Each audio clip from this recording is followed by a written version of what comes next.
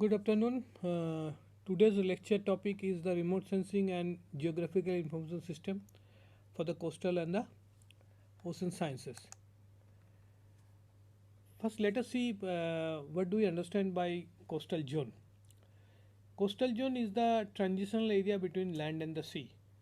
That means this is the area but not a line.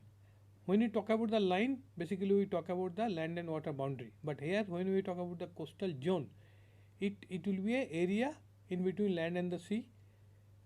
It is a band rather than a line. So that means if in a GIS system, if we digitize a coastal zone, it will come as a polygon. But when land and water boundary is concerned, it will come as a arc or polyline. Okay, that is the difference between the coastal line or the land water boundary or the coastal zone. And the width of this band or this coastal zone is varies from place to place and is determined by the interaction of the marine and the terrestrial or the land processes. That means everywhere the width of the coastal zone is not same. It depends on how your marine processes and how the terrestrial processes interacts with each other and which one is more stronger. Like if I give you example, like if the marine process is very strong enough, so they will push the coastal zone far deep into inside the land, and vice versa. If the terrestrial processes are very strong, the coastal zone will be very narrow. This zone is occupying less than 18% of the Earth's land surface. That means the area is not very huge.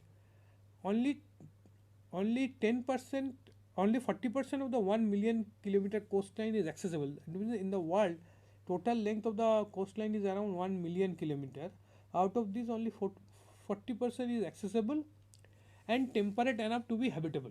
That means it can a human being can stay over there, but it accommodates around 60% of the world population. That means area is very less, that the population is very high. That means density of the population will be tremendously high in the coastal zone. At the same time, there will be exploitation of the coastal resources, and that is why we talk about the coastal zone management. That is what is mainly the today's lecture topic. So, why we basically need to study the coastal zone? As I told you, it is around 18% of the surface of the globe. Within this 18% of the surface of the globe, 60% of the world population are living. That is most important. Two-thirds of the major cities of the world are lying in the coastal zone. That if you see our country, except Delhi, like Calcutta, Kolkata, Mumbai, Chennai, they are all lying in the coastal zone. Along with these metros, there are various other cities like Vizag. So they are also lying in the coastal zone.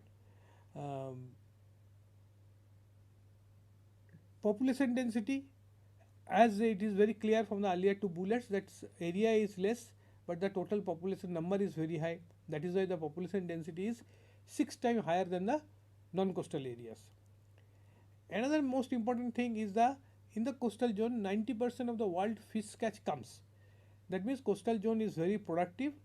The food usually gets their fishes usually get their food in the coastal water because the concentration of the phytoplanktons are very high, and these phytoplanktons are being born from the land by the various kinds of rivers who are meeting in the coastal zone. That's very important. So it has been seen that 90% of the wild fish catch are coming from the coastal water itself.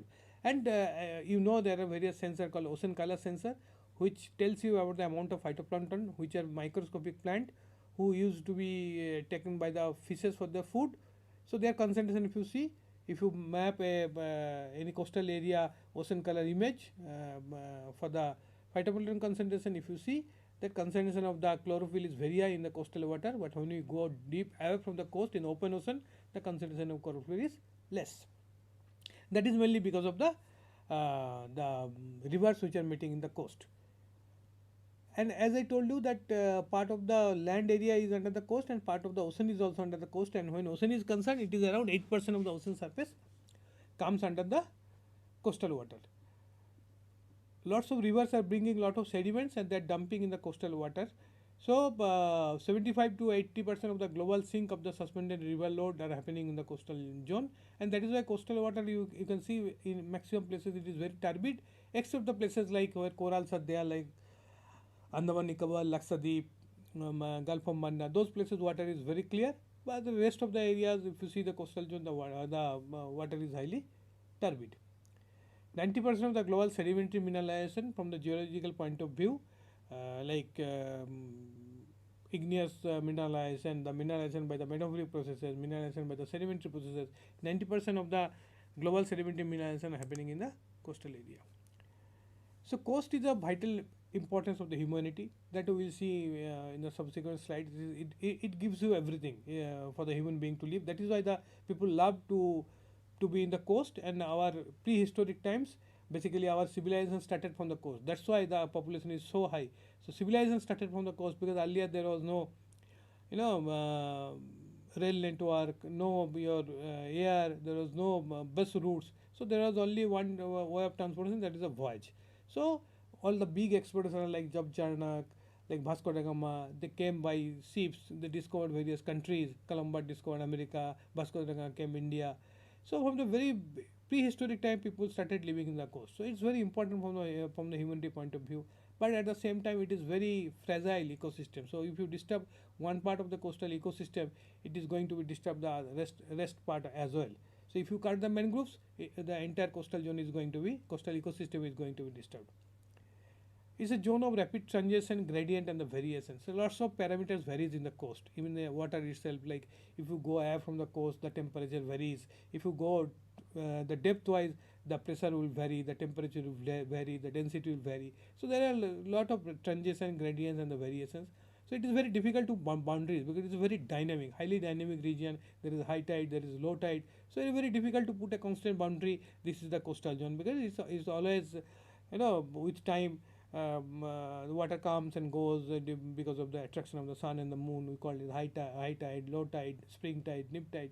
So it's very, dynamic area, and it is, as lots of population is living, so everybody will be living their livelihood in the coastal area. So the coastal zone is subject to multiple uses. So like tourists have their importance in the coastal zone. We have a lot of industry in the coastal zone. Lots of hotels are coming up in the coastal zone. So there are a lot of activities in the coastal zone. In the next slide, I will show you the so many various kinds of activities. You see, this is a schematic diagram. Industries are coming up in the coast. Lot of quarrying activities, sand extraction and mining is happening. Oil extraction in the coast. A lot of agriculture activity, forest areas, urban areas are coming up along the coast. Lots of tourism activity, fish farming, military activities, defense, naval activities are in the coast. So those things are all happening in the coastal area. Lots of erosion control, dredging is happening in the coast to get the navigational depth. Dumping materials, lot of waste dumping, and all those things are happening in the coastal area. So there are so much of activities are happening in the coastal area, and all those activities have certain kind of negative impact in the coastal ecology. So we need to study them very critically because they are all intertwined with each other, and we need to see how there can be a sustainable development of the coastal resources along the coastal zone, and where remote sensing has a lot of role to play with. So basically, the in the coast when research is concerned, we have the intensive agriculture, various kinds of fruits and vegetables, like aquaculture, artificial fishing, lots of other fisheries activity. Um, Exploitation of minerals is happening in the in the coast. Oil refinery, the offshore and the onshore oil refineries, the sand mining, the salt extraction, other minerals both offshore and the onshore. Like nowadays we talk about the manganese nodules in the offshore area. Lots of industrial activities like shipping activities, the ship building, ship maintenance, ship breaking, various kinds of oil refineries activities are happening in the coast. Fish and the marine resource processing. Tourism is one of the important activities along the coast. There are, because the coast, few areas of the coast are very pristine, white sandy beaches, which attracts the tourist very much. Like let's see example of the Goa coast area, Andaman coastal area, Andaman Nicobar coastal area. Lots of tourists they throng and they try to pass their time in the coastal area. There are beaches, swimming activities, sailing, ecotourism. Lots of infrastructure activities are happening in the coast. New harbors are coming up for the national development. Lots of pipeline, canals, road are going through the coastal area. Transport, navigation, and the communication. And when there are coastal erosions, we try to control the erosion or try to hinder the erosional activity by reinforcement of the coast through like seawall, through breakwater, the various kinds of groins. So there are the various kinds of infrastructure activity along the coast are happening. Also, above all, because few coastal area is a boundary with other countries, like we have an international boundary with Pakistan along the Gulf of Kutch, we have a boundary with the Bangladesh in the West Bengal coast. So those are the very important areas, coastal area where lots of activities pertaining to border defense, naval activities. Like Wheeler Island, which we test our missiles over from there. So there are a lot of activities that are happening when defense activities is concerned. So if you try to summarize the coastal zone, you can see what are the major highlights. It's a high population density, high degree of urbanization are happening in the coastal area. It's a fragile and complex ecosystem, as I told you. A lot of important habitats are there in the coast. High density of the economic activities, that schematic diagram you might have seen by now. High density of the economic activities and infrastructure activities are coming up in the coast. And also definitely when there are lots of activities, there will be conflict and competition for the resources, land, marine and the water. There is a definitely conflicts and there will be competition of the resources. Over exploitation, because so many activities are coming up, so many people are living, but resources are fixed. So that means there will be over exploitation of the resources, which is a major concern for the coastal zone. And because of all this, because of dumping of the nuclear waste, dumping of the thermal waste, dumping of the industrial waste, so they all pollute the environment, coastal environment. So pollution of the environment is one of the major factor for the coastal zone, which causes the degradation of the natural environment, and it causes loss of biodiversity and the natural habitats in the coastal area. Few coastal area we have seen there will be increased erosion and loss of protection against the sea and the ocean. So we lose the land, and few areas it has been seen some industry has come up, and because of the erosional activity, the entire industry activity has been stopped, and lots of money has been wasted, because unless until you study the future how the coast is going to behave, whether this area is going to be eroded or going to be deposited, so accordingly your activity you should plan. So those things is another important. And because of all those things there will be a increase in the social inequality and the poverty. So the people who are coming, who are setting up a hotel, and people who are coming from outside mainly, so but they don't give job to the local people, so that is the one of the major hindrance for the coastal development, I will say. Because of this, like the people who are earning their bread and butter by the fishing activities, nowadays there are hotels are coming up and other activities happening, so they leave their parental, how they earn their bread and butter, and they leave their parental house or coastal hamlets, and they go to towns and cities to earn their bread and butter. So this is why there will be inequality is increasing, poverty is increasing, and that is why there will be a huge role of the sociologist or the anthropologist. If you want to implement a very effective coastal zone management plan for the overall development of any coastal area, you need to understand the society, you need to understand the local people what they want. Without considering the local people objective, a suitable coastal zone management plan cannot be implemented in any coastal area. That is very important, and we should keep it in mind. So what is basically a coastal zone management? Basically, if you see the actual definition, coastal zone management involves the planning and organization of the development processes and control the activity of the coastal areas, aiming at sustainable use of the natural resources of the coastal zone. So that's very important, because nowadays we talk a lot about the sustainable use. That means you can use the resources, but you should not destroy them, but particularly you should keep the resources for your future generations, so that they can also come and use the resources in future. So that is what the major purpose of the coastal zone management nowadays we talk about, and that is why you need to do planning, because you cannot say that you cannot do any activities in the coast, because for like setting up a harbor or the port or defense activities, naval activities, laying up the canals, offshore onshore mining, they are very important for the national development. You cannot stop them, but you have to see how the development process can take place, so that the effect of the coastal resources, the negative effect particularly, will be minimized, and that there will be sustainable use of the resources. That is the basic purpose of the coastal zone management. So you need various, if you want to plan a coastal zone management, so you need various kinds of information, and those information basically are very diverse because they are coming from the various branches of the subject. Like in the coastal zone, basically, you know, geologists will give the idea about the coastal hazard and other thing. There will be soil scientists, there will be foresters, there will be anthropologists or sociologists. So there are so many branches of subject are involved to implement a suitable coastal zone management plan. So that's why you need say various kinds of data. So data will be very diverse. Okay. Therefore, if you want to set up a coastal zone management information system, we call it CMIS, Coastal Zone Management Information System. It has to be open system and able to combine different kinds of data that can be extended to several levels of detail. So it cannot be a closed system. It has to be open system where the various kinds of data from the various branches can come and incorporate it in your coastal zone management information system based on the area. So that's why we used to tell there is no coastal zone manager as such, because most of the times the coastal zone management is the responsibility of the different government organization. So coastal zone management involves several disciplines. It involves hydrology, soil and water conservation, environmental expertise, forestry, agroeconomy, physical planners, sociology or anthropologist, economist. So and nobody can be master of all those subjects. So you need to bring all those expertise together and then come up with a solution for a particular coastal area.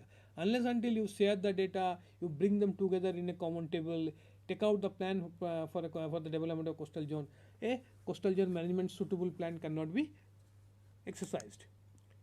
Now let us come to the coastal zone. So this is a remote sensing image of our coastal zone. If you see, it is our Indian coast. We have around 7,500 kilometer long coastal zone. So total length of the coastal zone, our Indian coastal zone is 7,500 kilometer. Where we can summarize that there will be east coast, there is the east coast, there is the west coast, there is Andaman Nicobar Island and Lakshadweep. And east coast, what are the characteristics? East coast we have a large fan-covered delta like Sundarban, Bhitarkanika, mangroves we have in Sundarban, Bhitarkanika, and Sundarban delta is the world's largest delta. We have a good amount of mangroves. Sundarban mangroves, 1/3 is in India, 2/3 is in Bangladesh. Bhitarkanika in the Odisha, Pichabaram in the Andhra. There is a saline lakes, Chilka, Pulicat. There is Gulf of Mannar. West coast, they have a estuaries. There are creeks, backwaters. They have a estuary like Narmada, Tapi, Mahi, Sabarmati in the Gulf of Khambat. We have a Gulf of Kutch.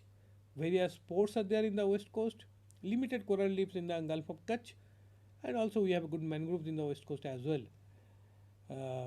Andaman Nicobar, mainly we have corals over there, saline creeks, dense forest. Andaman Nicobar, Lakshadweeps are mainly coral island, we call them the atolls. And also we have a 14 marine in the coastal protected areas.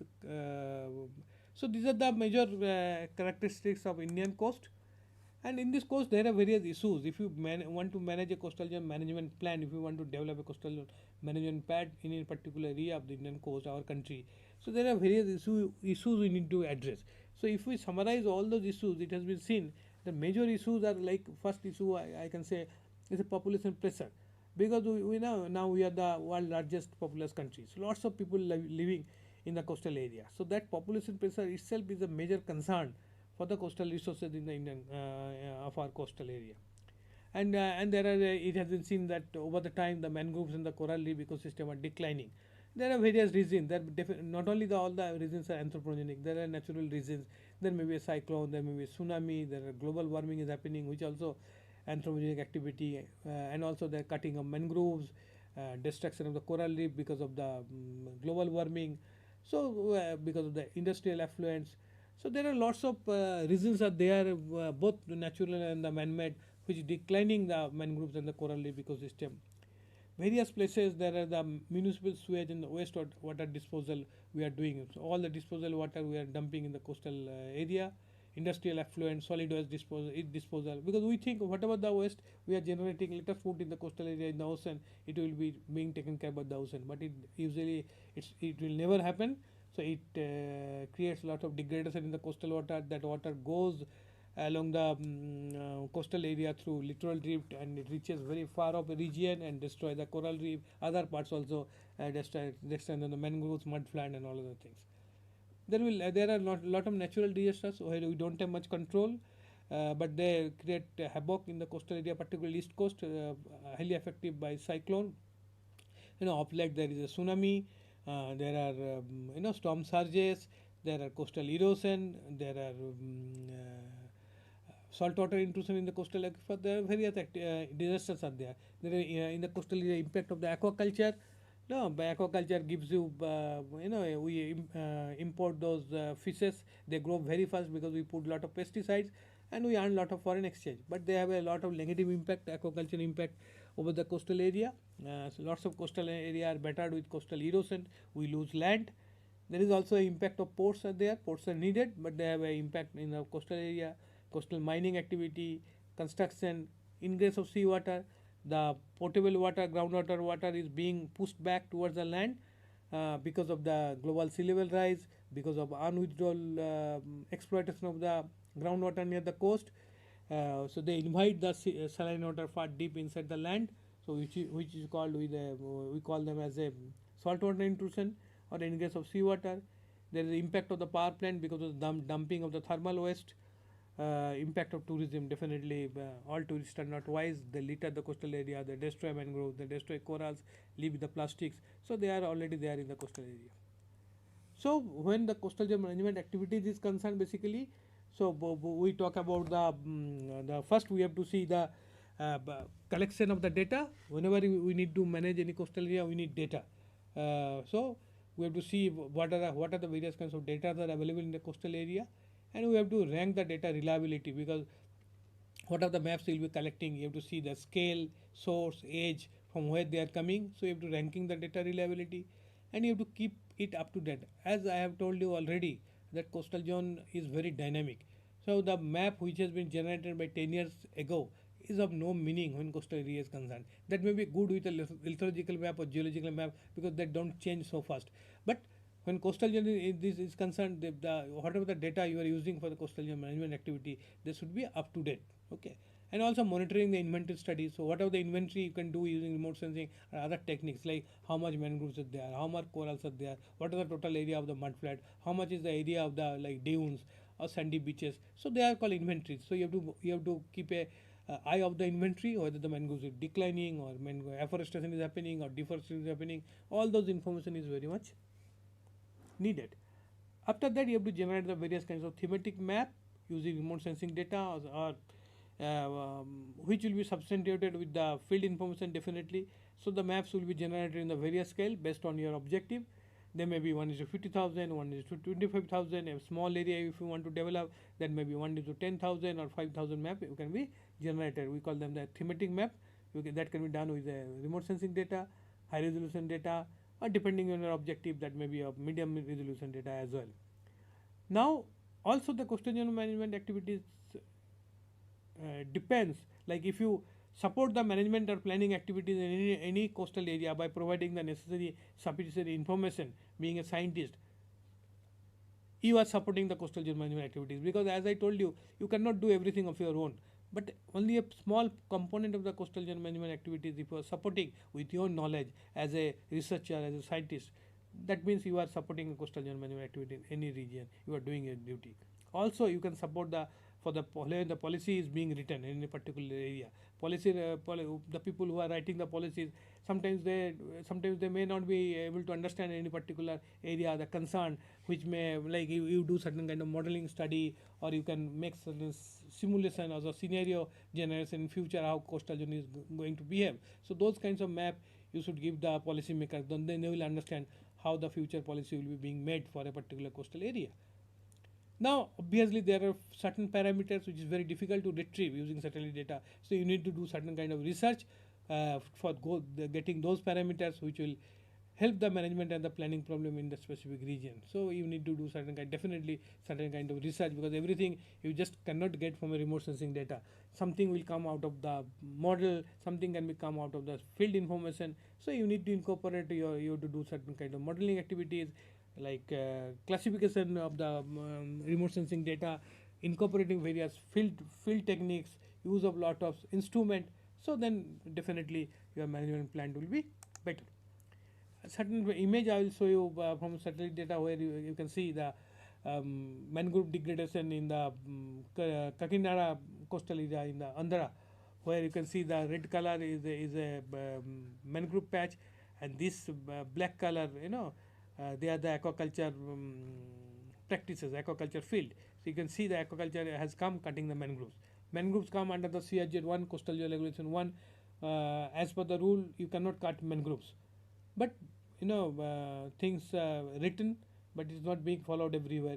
The example from satellite data, you can get an unbiased picture. You can see now what is happening in the Kolinga mangrove area, where mangrove has been cut and the aquaculture is being practiced. Same thing is happening. Yeah, this is the Kolinga mangrove. This is the image. This area I showed you. This is the Kolinga mangrove. This is the Kakinada speech. So here the mangroves have been cut and the aquaculture practice has been started. So this is a ship breaking yard in Alang in the Gujarat coast.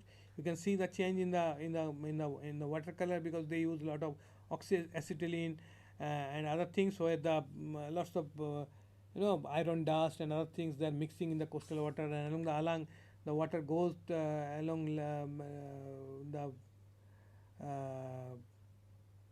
shoal line, which we call as a along with the littoral drift through the by the littoral current. It goes far of distance from the Alang and pollute the coastal water that side also. You can see simply seeing the from the satellite image. This is a Google image where you can see all these ships. These are the ships. They have come only for the breaking purpose from the various countries. So Alang, the area is that way. The water is getting polluted in the Alang area because ship breaking itself is it's a though profitable business, but when coastal ecology is concerned, it is not good. So, but as we know that when coastal zone is concerned, everybody is interested to know about the depth, because bathymetry is very important for the various reason. Because until you know the bathymetry, you don't know the how big ship can come to a port or the harbor. Because basically it is a general practice that big ships should come till the harbor so that you can unload the materials which is being bought by the big ships, and you can easily carry them through the road. But if the depth is not enough, then the big ship will be anchored far off from the harbor or the port. Then small ships has to go, which we call the barges. They will go, they will unload the material, bring to the port. There all lots of money will be involved. So you need to know the depth.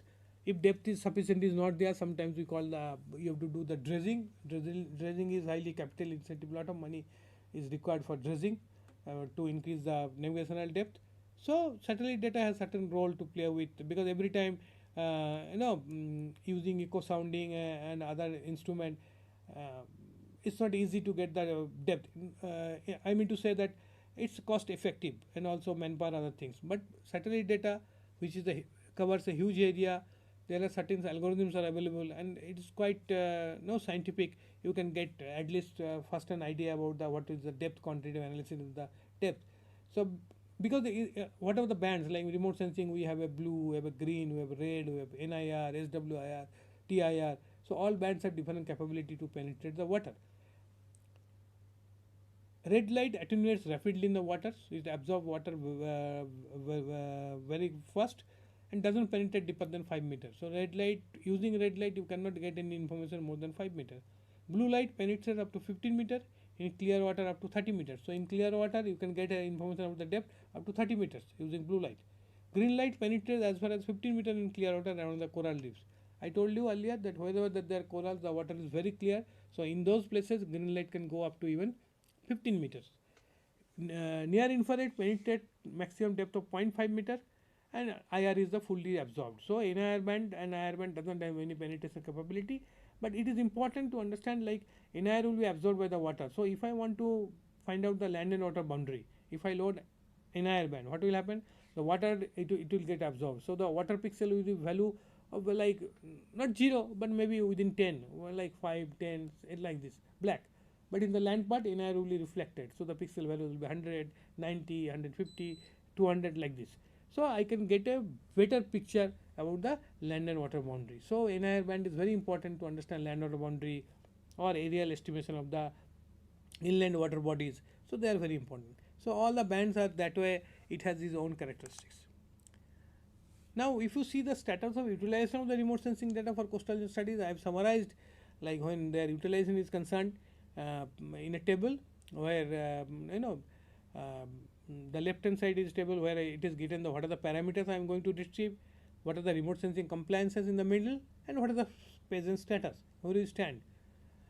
Like when mangrove, coral reef, like salt pans, aquaculture, wetland, sandy beaches, dunes, those kinds of land use land cover is concerned, like remote sensing compliances like mapping and monitoring in the different scale, we can do it. And status is that they are operational using high resolution multi-spectral sensor from the IR series and other foreign satellite like Spot, Landsat, TM, ETM, OLI and all other things, Sentinel. Okay, so they are operational. There is no doubt. When fishery is concerned, fishery forecasting and the monitoring, PFZ we call it, they are semi-operational using NOAA which from where we get the SST, and the IRS P4, P6 where I get the chlorophyll concentration. It is semi-operational. The word is it has been used because the getting the chlorophyll concentration in the coastal water is a very tricky business.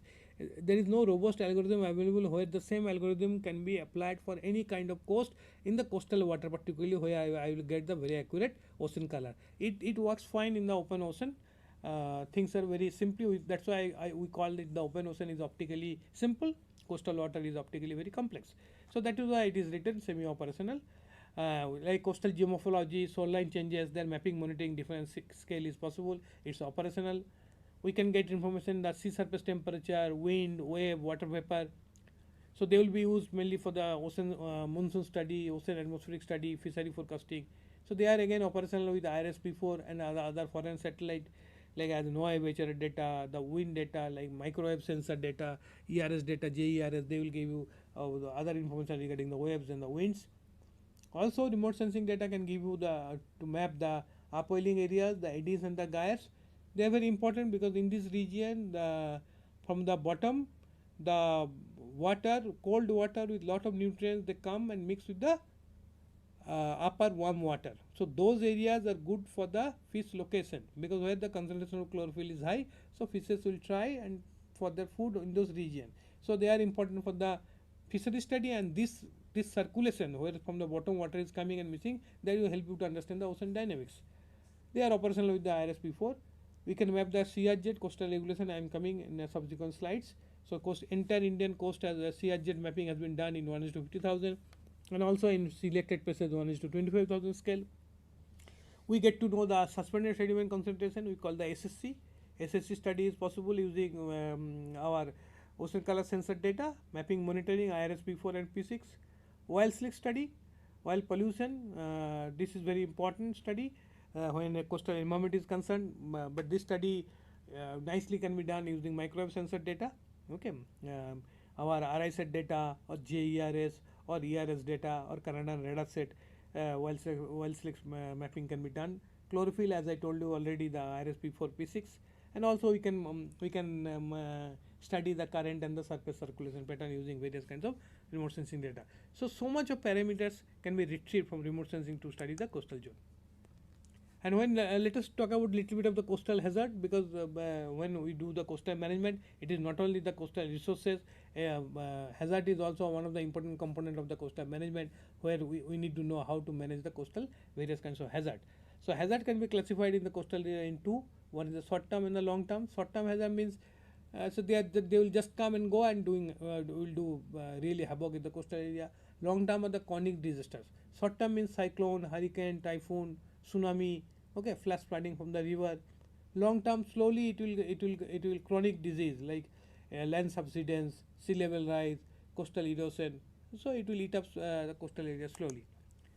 Cyclone, it is an atmospheric closed circulation rotating counterclockwise in the northern hemisphere and clockwise in the southern hemisphere.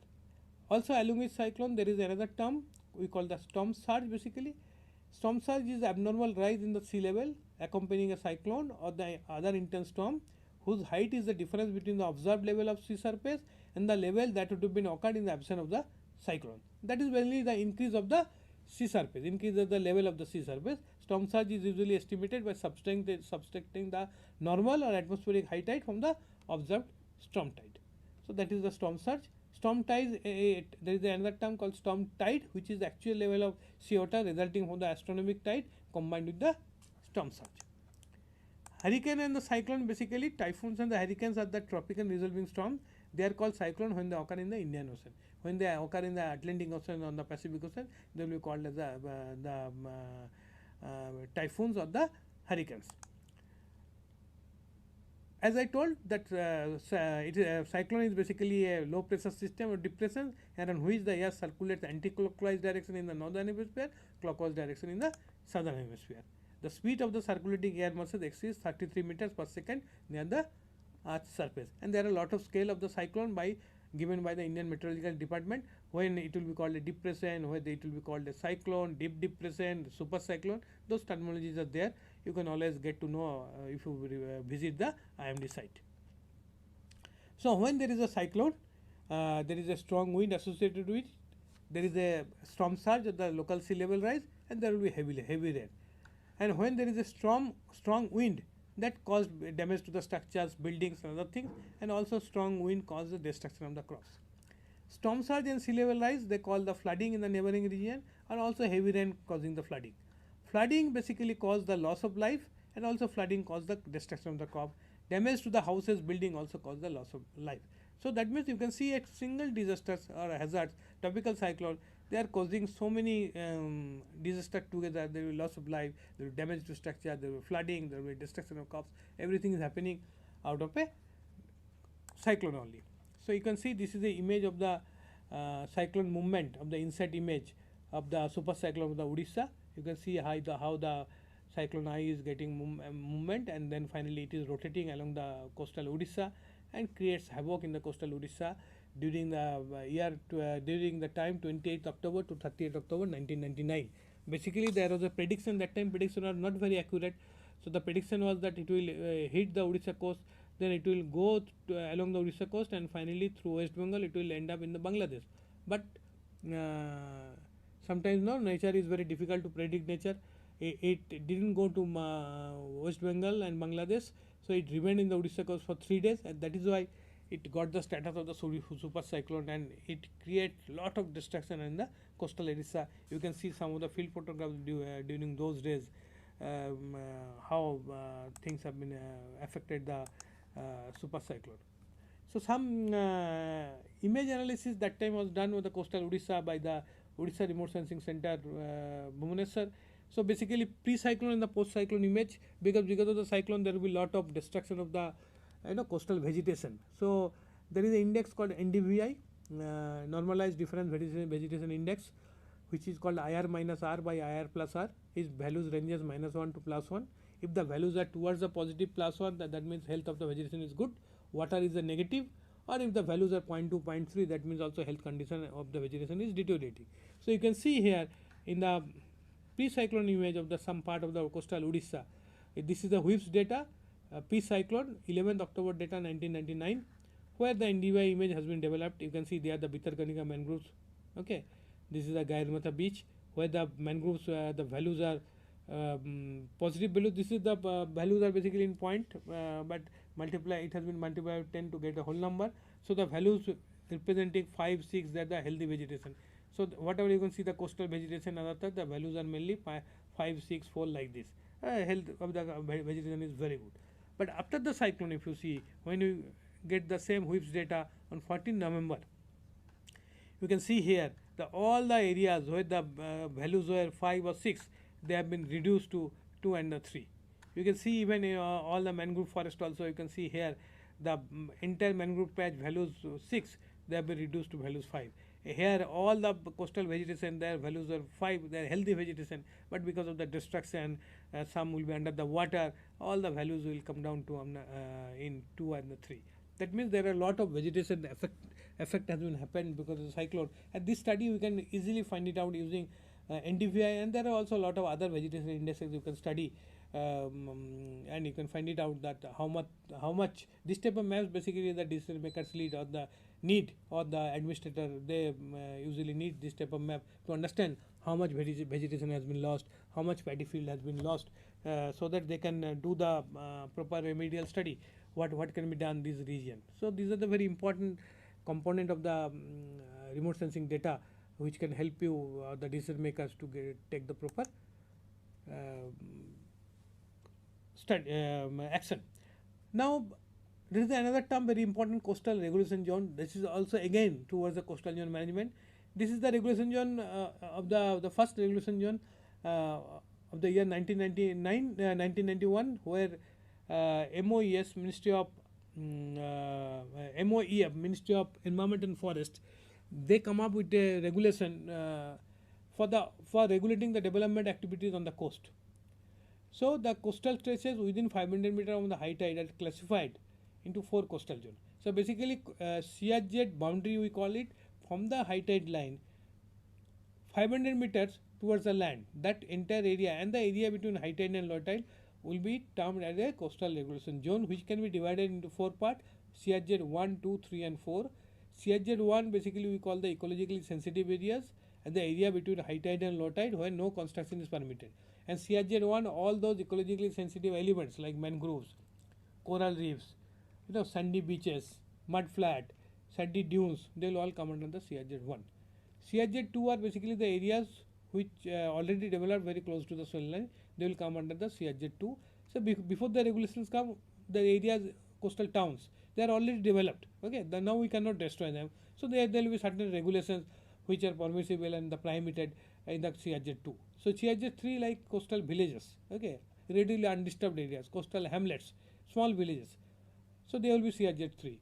CRZ 4, special status has been given to Andaman Nicobar, Lakshadweep and other small islands. They will be coming under CRZ 4.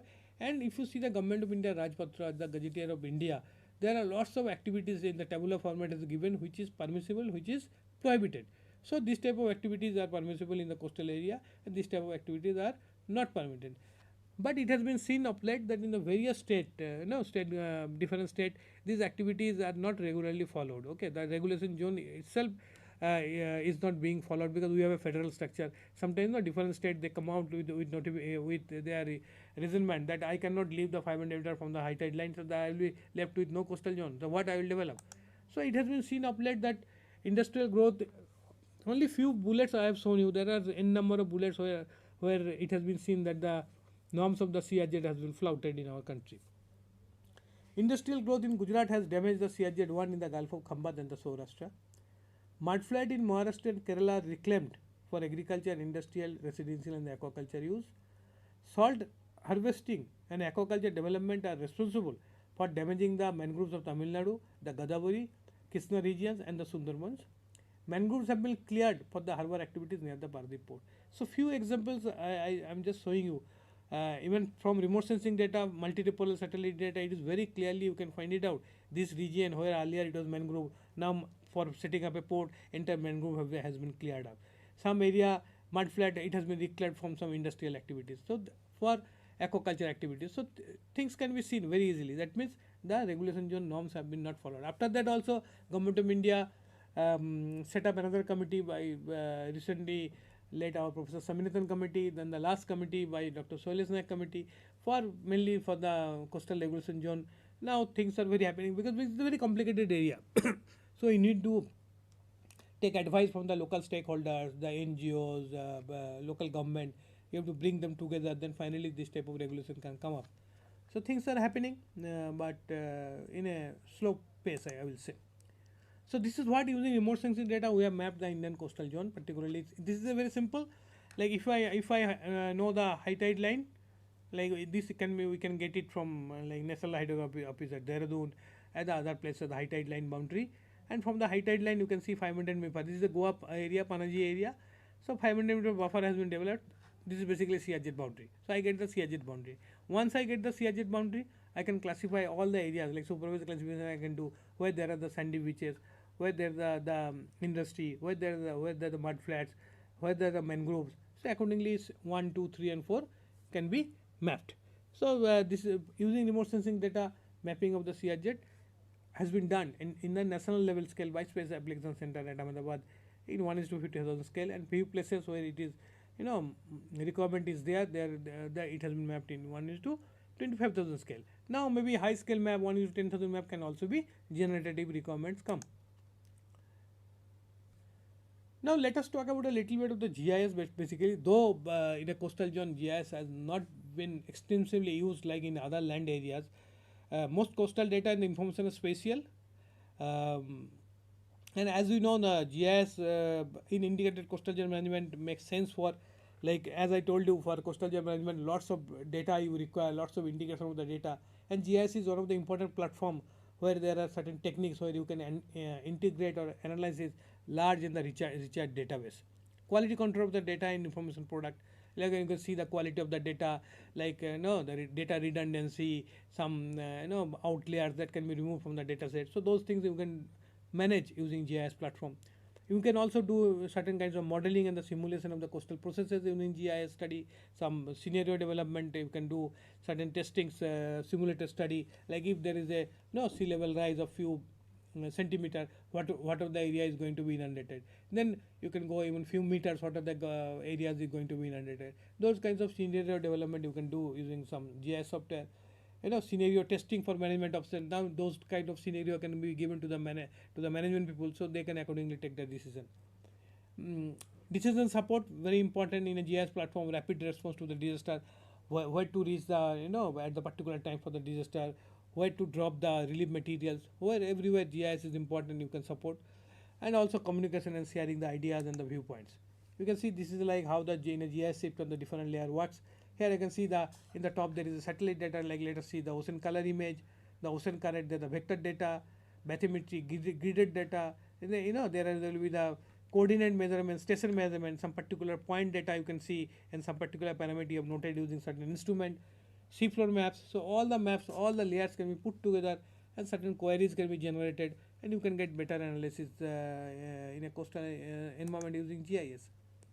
And as you know, that this is the benefit of the coastal environment. It's not for the. I feel it's not only for the coastal environment. This benefits of GIS is for all the field, like ability to integrate data of the various types from different sources, enhance capacity of data exchange among the various disciplines, ability to process and analyze data more effectively and efficiently, ability to model, test, and compare alternative scenario in the real world system. That's what I was just discussing. Facility to efficient updating of the data in a GIS platform. Once data in a particular platform, you can go on updating the data. Wherever you get the data, you can upload and replace the old data. Ability to handle large data volumes in different format.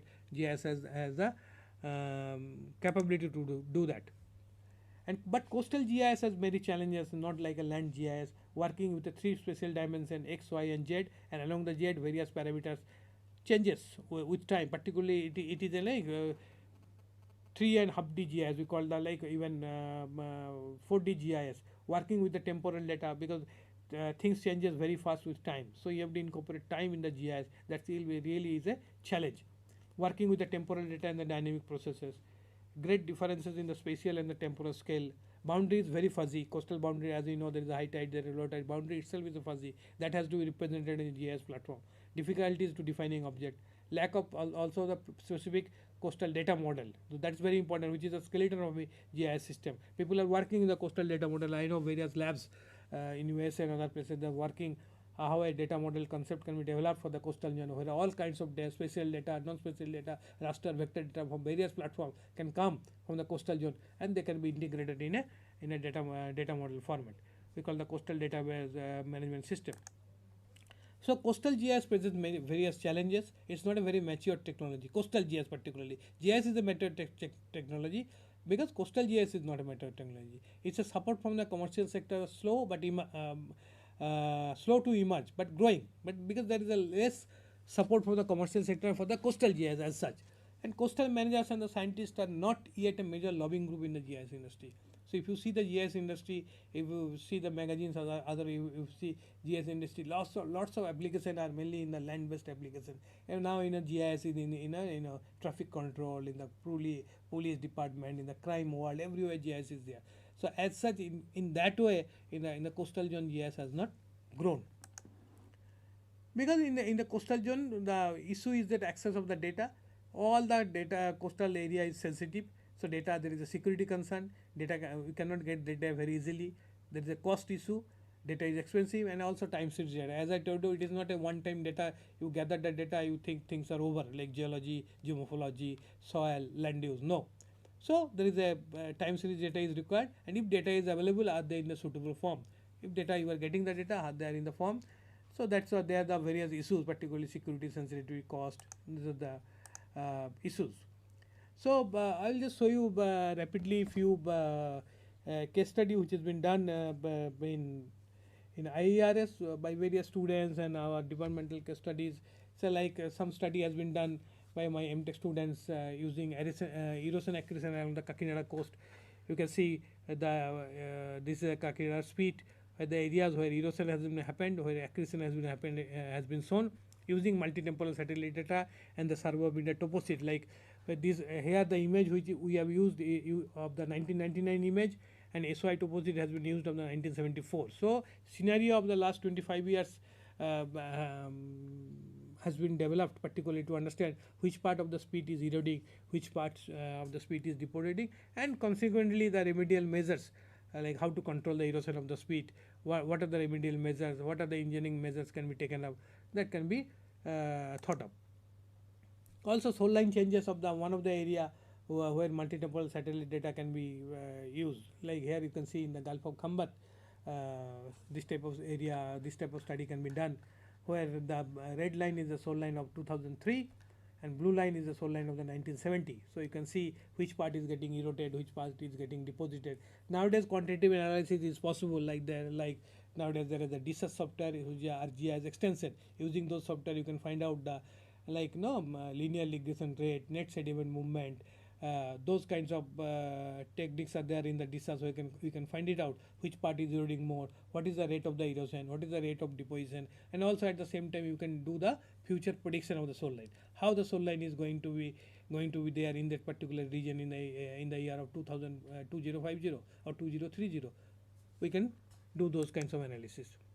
Also, the study can be made for saltwater intrusion along the coastal Gulf of Khambat. One study has been made to see how the saltwater intrusion is affecting, particularly when the health of the people are concerned in the Bhavnagar coastal area, where mainly the saltwater intrusion is happening because of the unscientific ways of withdrawal the groundwater near the coast for making the salt farms. Gujarat is the highest producing salt in our country, so these are you can see these are the salt farms where the people supposed to get the water through the creek during only the high tide time. Okay, but our in a coastal system we have a semi-diurnal tide.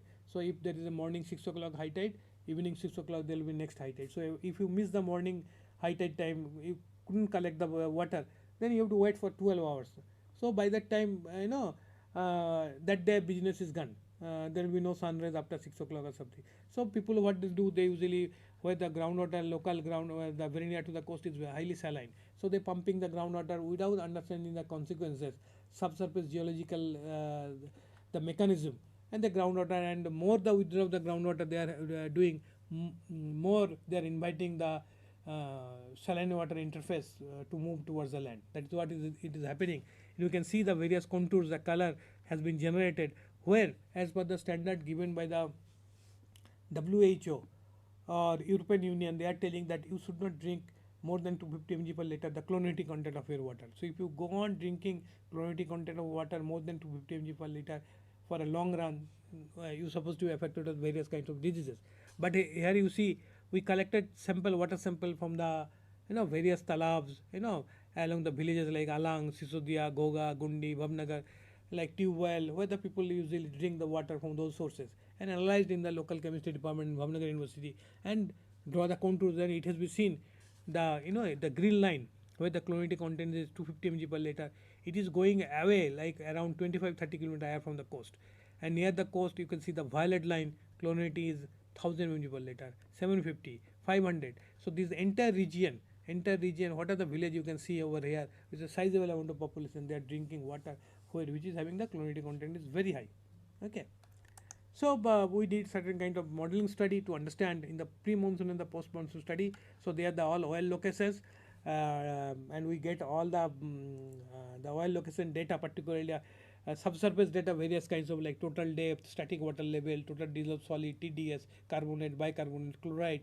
And in Bhavnagar district, the data being provided by the Gujarat Water Resources Development Corporation, Gandhinagar, and this data has been collected from the year 1983 to 2003, every 5 years interval, pre-monsoon data and the post-monsoon data, May and October. Because when there will be a lot of showers during the monsoon period, the scenario will be changed of the saline water intrusion during October. Okay, so if you want to do this type of study, definitely you should do it in a different season in the same year, both pre and the post monsoon. So these are the all vulnerability ranking using a model called semi-empirical Galdit model. We use that model to try to understand this side is the ocean. So along very near to the coast, there you can see in a pre-monsoon season. So this is all red area highly vulnerable.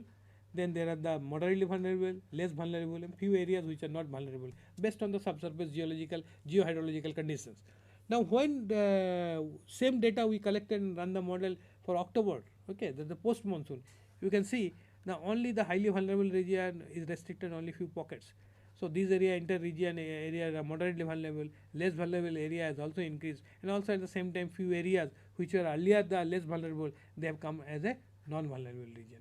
So that means pre-monsoon and post-monsoon scenario is different. If you want to do this type of study, definitely you should do it in a different season. And after that, we tried to put the village locations over those contours on this region which are more than 250 mg per liter, both pre and post monsoon. So this is all affected villages, dotted line you can see, post monsoon and pre monsoon. And also then we calculated, we know the all the population of the village. Then we tried to find out how much population is affected in the pre monsoon, more than 250 mg per liter chlorinity, how much population is affected post monsoon, more than 250 mg per liter. So those calculations are available.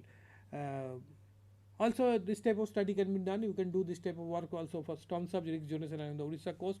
Like if you have a good resolution digital elevation model, then you can find it out if there is a storm surge, there is a local sea level rise of few centimeter. So what are the areas which will be high risk, medium risk, and the low risk zone? We can find it out based on there. Like particularly inundation will happen in the areas which are the height is very less. Okay, so those areas will be highly inundation prone. So during cyclone tsunami, we need to leave those areas. Based on this concept, you can find out the areas of the cyclone center. In the Odisha, there are various regions. We have found that lot of cyclone centers have come up. So there are few basic criteria for getting those cyclone center. So those areas we have found it out that these are the area where we can make for the future cyclone center. Another important study for the using the remote sensing in the potential fishing zone. Okay, so those areas, as the name itself suggests, potential fishing zone is means the areas where chances of getting fish are more.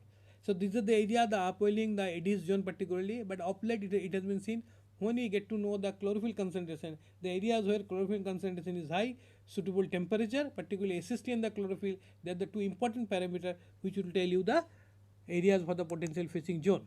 You can see this is the map of the Bay of Bengal region from the NOAA the SST map on 23rd April 2001.